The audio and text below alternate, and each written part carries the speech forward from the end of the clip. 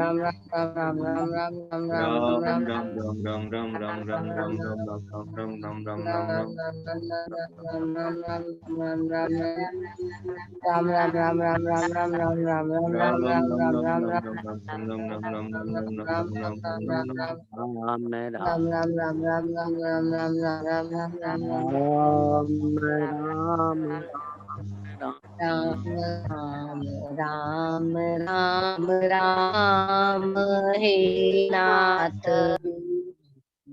No नहीं राम राम राम राम राम राम राम राम राम राम सब आपके हैं राम राम राम राम राम राम राम राम राम राम हमारा और कोई नहीं राम राम राम राम राम राम राम राम राम राम हम आप शरण में राम राम राम सियावर रामचंद्र जी की जय और मुकुट बंसी वाले की जय श्री गंगा मैया की जय गौ माता की जय गीता माता की जय अनंत कोटि सब संत महात्माओं की जय आज के प्रेम कृपा आनंद की जय वृंदावन धाम की जय आज शाम को हाँ रात्रि वाली सूचना दे दो।